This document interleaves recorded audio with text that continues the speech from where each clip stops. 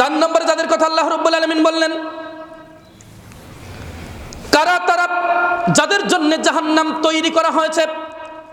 সূরা আন-নাজিয়াত 38 নম্বর আয়াতে আল্লাহ রাব্বুল আলামিন বলেন, ওয়া আসারাল হায়াতাদ দুনিয়া।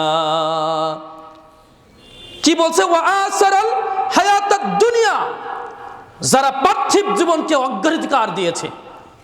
পার্থিব জীবনকে কি দিয়েছে? অগ্রাধিকার দিয়েছে।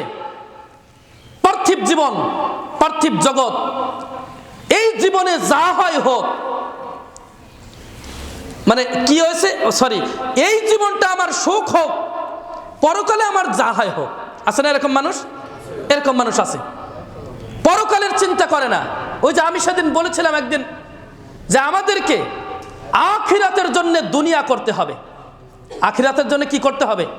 দুনিয়া করতে হবে।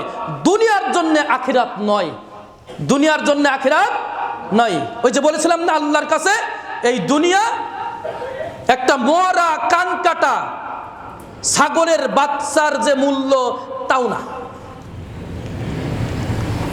এরপরে ওই দুনিয়া দুনিয়া করতে করতে আমরা সব কি অস্থির এই পার্থিব জীবনকে আমরা কি করেছি? অগ্রাধিকার দিয়েছি।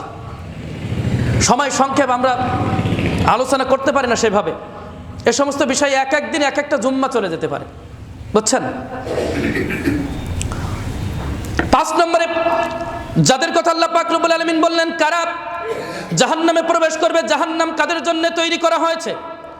সূরা আল মুদ্দাসসির 45 নম্বর আয়াতে আল্লাহ রাব্বুল আলামিন বলছেন, ওয়া কুননা নাখুযু মাআল খাইজিন। ওদের জন্য জাহান্নাম তৈরি করা হয়েছে, ওরাই জাহান্নামে যাবে যারা সমালোচকদের সাথে সমালোচনা করে। যারা সমালোচকদের সাথে কি করে? সমালোচনা করে। আমাদের সমাজে তো নেই।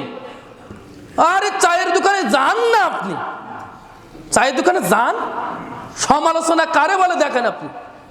শুধু অমুকের ভাই এই করেছে, অমুকের বেটা এই করেছে, আছে না? না এরকম আছে, শুধু এটাই চলে। অমুকে এই করেছে, অমুকে এই করেছে, অমুকে এই করেছে, দোষ ত্রুটিগুলো কি করে? উদ্ঘাটন করে। অথচ আল্লাহ রাসূল সাল্লাল্লাহু আলাইহি ওয়াসাল্লাম বলেছেন, তোমরা অপর ভাইয়ের দোষ ত্রুটি উদ্ঘাটন করো না, নিষেধ।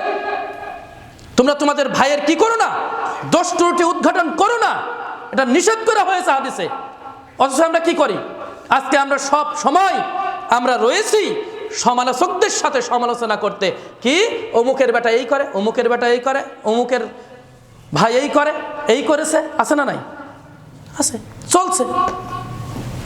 তো যারা সমালোচকদের সাথে সমালোচনা করে মানে গীবত, পরনিন্দা, এইগুলো যারা করে তারা কোথায় যাবে? জাহান্নামে যাবে।